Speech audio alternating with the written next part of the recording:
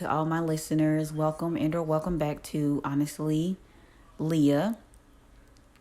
Today's episode, we're going to be talking about the interview that Prince Harry and Meghan Markle did with Oprah that aired Sunday night on CBS. I actually had to rewatch it to make sure I didn't miss anything, make sure I heard everything properly, all that good stuff. It was a really great interview. Oprah usually always does good interviews. She always gets all of the exclusives. She asked some really great questions. And she really, really helped with those questions. We really got a lot of insight as to what really went on. And I'm leaning more towards believing them than all the hype that was created in the media. Although I didn't really follow it, I don't have any reason to not believe what they were saying. So let's just hop right on into it, shall we? So I guess we'll just start off with talking about Meghan Markle. We all know who she is. We know she is an actress that came from Suits. She worked on that show for like 7 years or whatever. We know her from that. She has always been doing activism type work. So her work with the royal family isn't anything new to her. In fact, when she was in South Africa, I believe that's what she was doing. She was on an activism trip. And that's where she met. Obviously, that's where she met Harry, and they started dating. They dated for a short period of time before they eventually got engaged and got married. So she comes from a life of like freedom and having the privilege of being able to choose and doing all this kind of stuff. And, from what everybody's telling me, I can't see her obviously, but, or you may or may not know that, but I can't see her. But she's fair skinned, but her mother is black. So obviously she's 50%. She's half and half. She's half white, half black. But she looks she's white passing.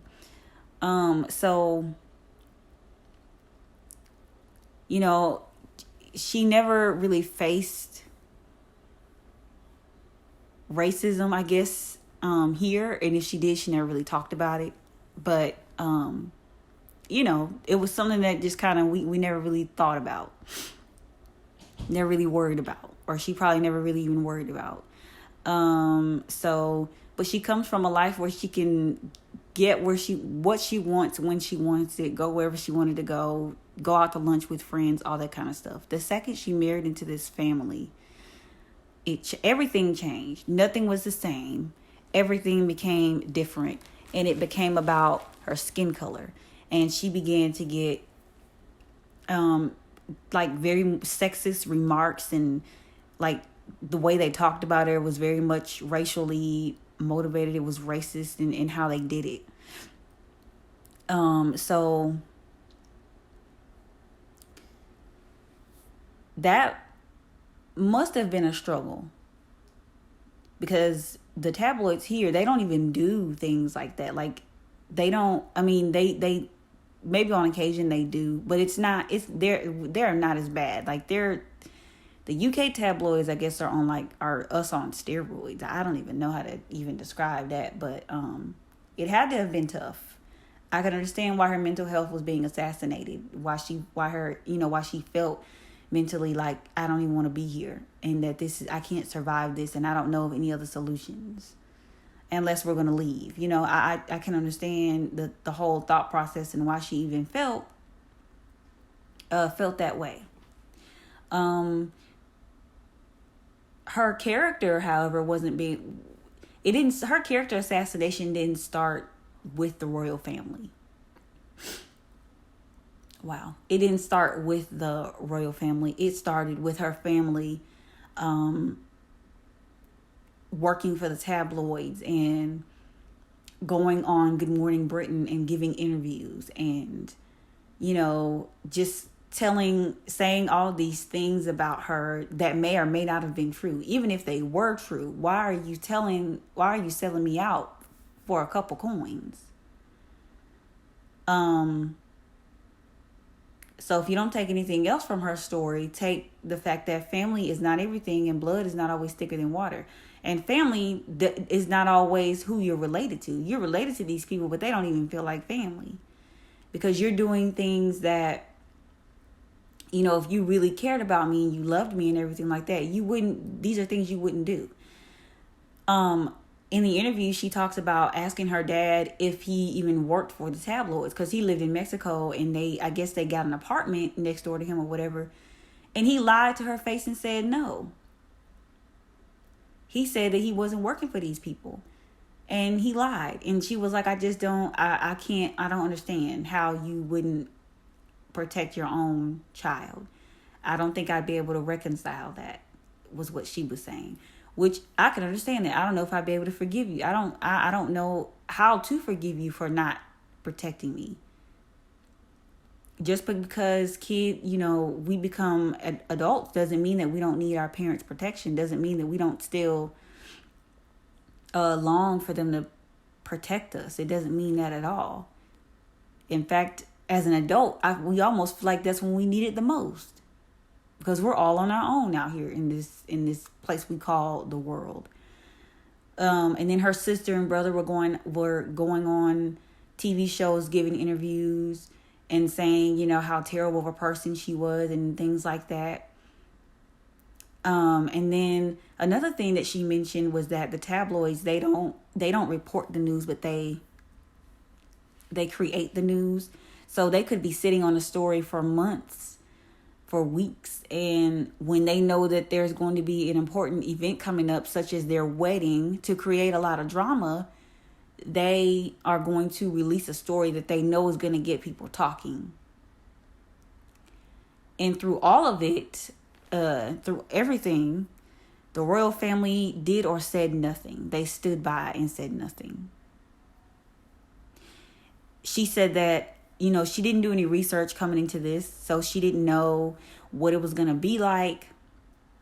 She didn't know what the protocols were. She didn't know, just the ins and outs, the intricacies of everything. So there isn't anyone in here that should be able to, that should even be saying, well, she knew what she was getting into, and like, no, not really. You don't really truly know what you're getting into with a person until you get into it, because on the outside looking in, it looks good. Everything looks fine. But when you get in there and you start seeing things, and it's like, okay, this isn't what I thought. And she said had she done the research to try to figure out what was what and how everything was supposed to go down, how everything worked, she probably wouldn't have she probably would have been in her head about a lot of stuff.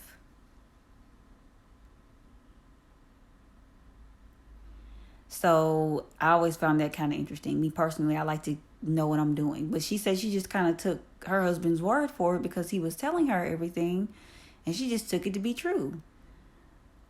And also, the fact that she went to these people several times and they didn't help her, it says a lot more about them than anything. You don't want to risk your image being tainted because, God forbid, she has to check into a mental hospital because of the tabloids, because of all the negative things that you are allowing to be reported about her, and you're not trying to make a statement and defend her in any way, shape, or form. And that's pretty sad. That's not, nobody should ever have to live like that. Nobody should ever feel like they don't matter, in that, the image that is being portrayed is more important. That's basically what they were telling her in so many words. Like, we can't help you because you're not being paid, and, it's, but you'll be okay. Basically, suck it up. And she had to do that. She told her husband on the same day that they had to go out to a public event that she didn't want to be here anymore. And she literally, when the lights went down, she was crying. But by the time those lights came up, it's like you never really knew that anything was even wrong. And that's sad. That you feel like you have to hide your true feelings and how you really feel to help make these people look good, make other people look good. And the character assassination, it got worse once they found out that she and Harry were dating, and once they got married, it got worse after that. The narrative about her making Kate cry wasn't true. It was the opposite. The narrative about her holding her baby bump, which is something that every woman does, like that was stupid. The narrative about her being the one that manipulated and calculated the whole thing with them leaving the royal family was not true. That was a decision made on both their behalves. It wasn't something that she just decided to do on her own. I don't believe that the Queen was ever blindsided by anything. I don't believe that she didn't know. I believe the Queen knows everything that's going on the palace grounds. There's nothing that she doesn't know. There's nothing that's going on that she doesn't know about. I feel like she gets briefed on everything, and there isn't a major decision being made without her approval on it first. So the Queen being blindsided by them leaving is bullshit. It's bullshit because, first of all, Harry has a lot of respect for his grandmother. He loves his grandmother, loves her so much so that he wouldn't even blindside her and do her like that. We're going to have a conversation. And it wasn't just a conversation with the Queen. It was a conversation with his dad.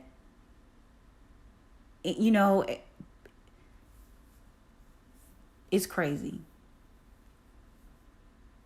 But she looks like she's happier now.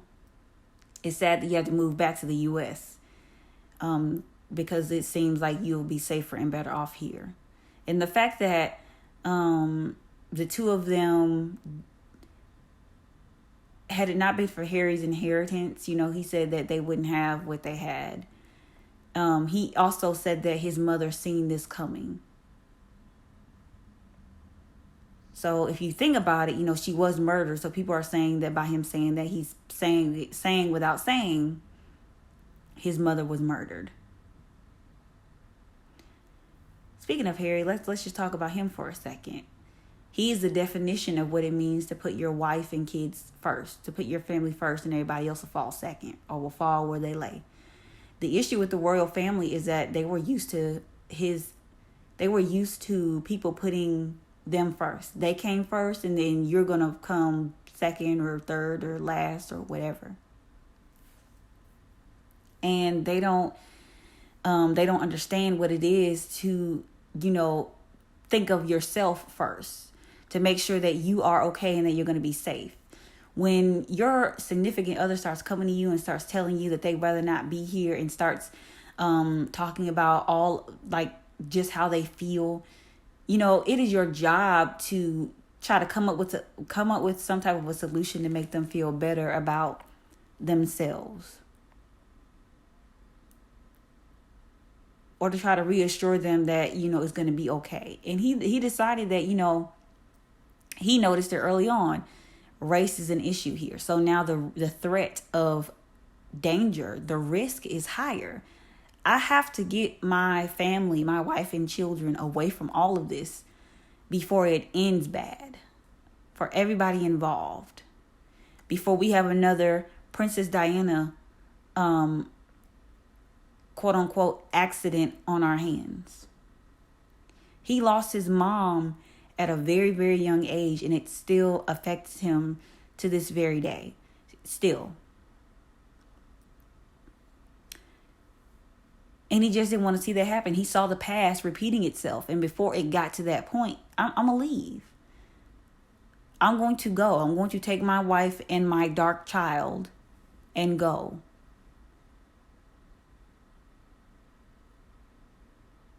And the whole conversation about his baby being dark, being too dark, potentially being too dark, and not being called a prince and not getting protection. Never mind who said it, because that part is irrelevant. That doesn't matter. Doesn't matter who said it. What matters is the fact that it was said, and the fact that it's very much racist. He's not any less a part of your family than anybody who looks like y'all. Like, I don't understand how that is. And then they try to make it seem like the two of them made the decision that he wouldn't get that title. They don't even have that type of power to decide who gets to be called a prince or a princess, duke or duchess, or whatever other names that they use. They don't even get that distinct. They don't have a choice. They don't get that type of power. So for people to sit around and try to make it seem like it was them that did it when really it wasn't, that is very much that is ridiculous.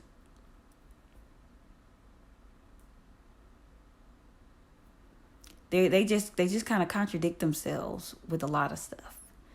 But also, thank God for, Tyler Perry. I know he gets a lot of flack for a lot of stuff that he does, but thank God for him.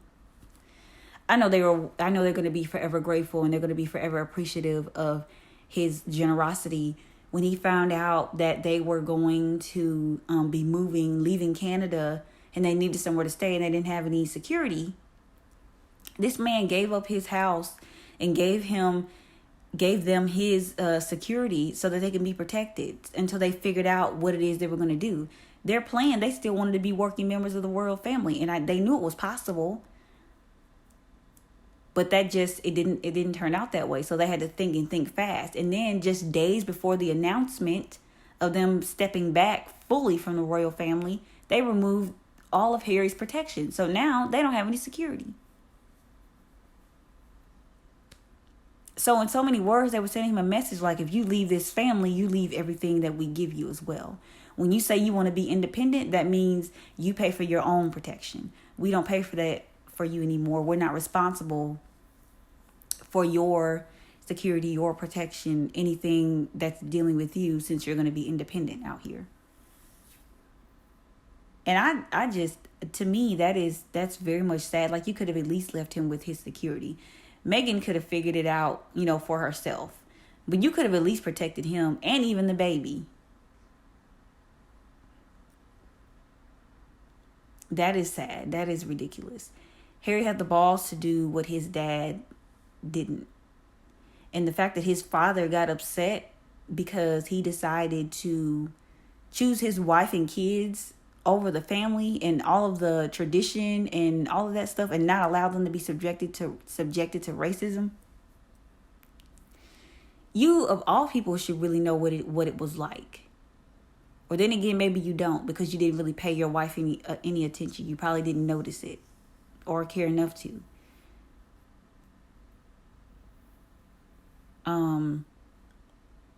The fact that him leaving the family tore his relationship with his brother and dad apart says a lot more about them than him, because y'all should understand, and I feel like they see it and they're choosing not to acknowledge it,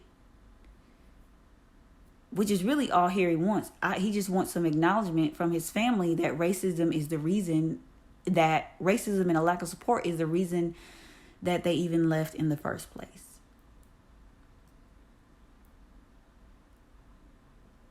Harry is the type of husband that I think every person would want, every woman would want to have, because for him to say that he's going to get up and walk away from all the money and all the tradition and all of the prestige and everything that comes with that family, it says a lot. I think to me that shows he really does love. He really does love her. This isn't just for show. This wasn't for publicity. This wasn't a stunt that was pulled. These two met each other and they really fell in love. They really actually have a true love connection. This wasn't something that was arranged. It wasn't something that they did just so that they can look good. No, they love each other. This is also what we mean when we say protect Black women at all costs. If it means you having to get up and walk away from your family and a life of security and protection, then do that. They won't understand his circumstances and why he made the decisions that he made fully. They won't fully understand it because they have never been married to a Black woman, and they probably never ever will be. They have never brought mixed children into the royal family, and they probably never will have that happen. Because I guess just a tinge of Blackness will taint the pure bloodline of inbreeding that exists. But whatever.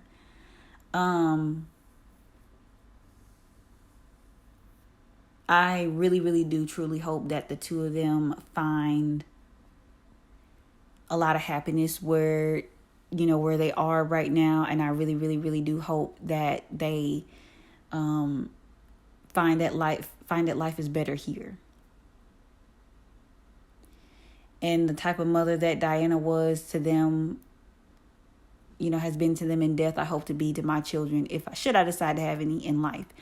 She saw it coming and said, should my children ever decide this is not the life they want, I want to leave something behind. I want to make it a little bit easier for them to be able to walk away. Because it wasn't as easy for me to do it.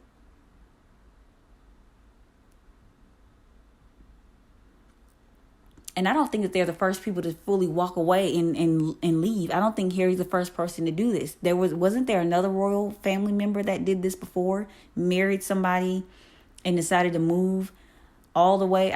I don't know if she was an American or not. I feel like she was, but they decided to move to America and they were happy and all that kind of stuff. Like, I'm quite sure he's not the first person to fully leave the family.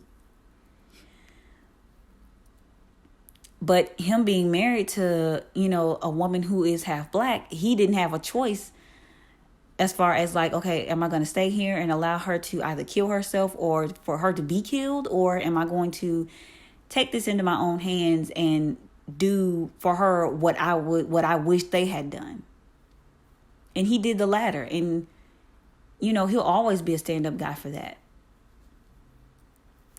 One thing that he said in this interview that I found really, it wasn't shocking, but I kind of found interesting was that in so many words, he said that the tabloids control his family. They control the institution, the firm. So if you give them access to you, if you wine and dine them, then you're more privy to good press and good publicity and good coverage. And he said, so that explains why they never came out in defense of Meghan Markle, why they just let the narrative of her being the villain play out, why they continue to let people assassinate her character. That explains why that never really happened. And that also goes to show that these people, just because they have a lot of money, just because they have a lot of prestige and power, doesn't mean anything. When you want good press and you know that you have an image that you want to keep up, you're going to do whatever is necessary to keep that good image, even if it does mean potentially setting somebody up to be killed, aka Princess Diana. Because once people get to talking and they get to exposing you and name dropping, then it's like, okay, now they're pointing fingers. We can't have them talking.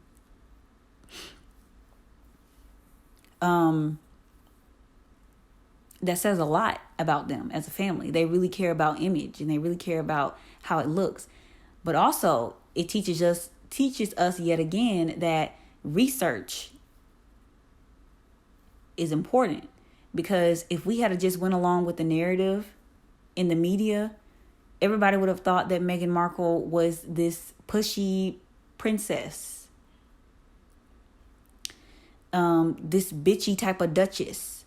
A person who's trying to come in here and shake up stuff, who's trying to do away with tradition.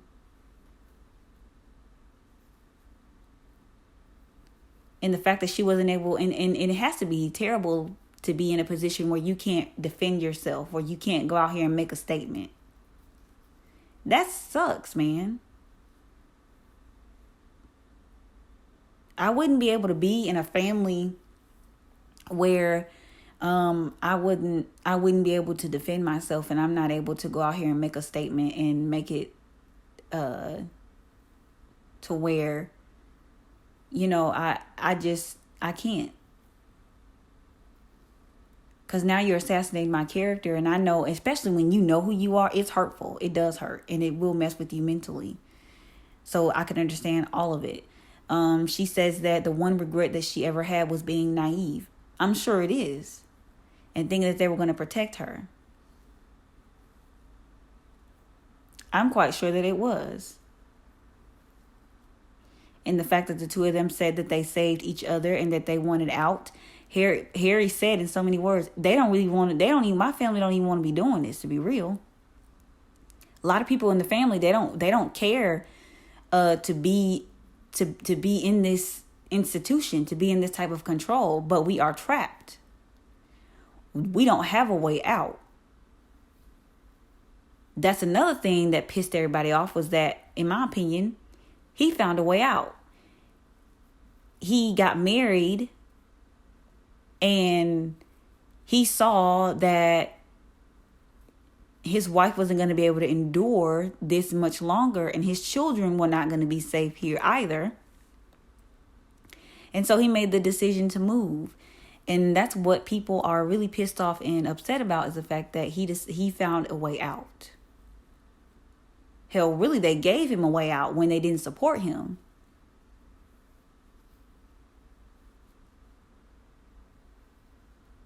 So I think that's really the root of it all, is that you're getting out. You're not doing this anymore. And now we're still stuck here. We still have to do this. Charles and William, we still have a duty to fulfill. When my mother dies, I still have to take the crown and be king. When Dad dies, I now have to step up and play the role of king.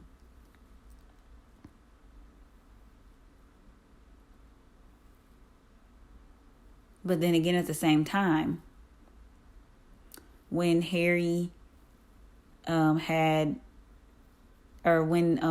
had all those kids, it pushed Harry down further and further in line anyways.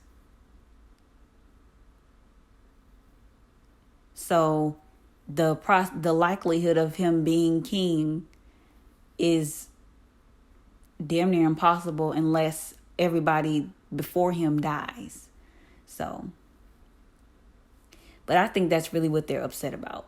So in conclusion, the royal family are racist and they're hypocrites.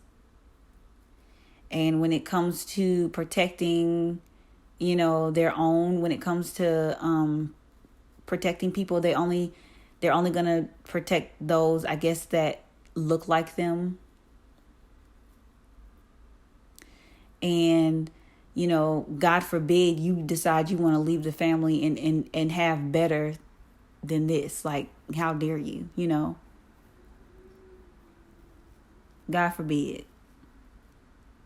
So I guess those are really all my thoughts that I have. I don't really have too much more to say.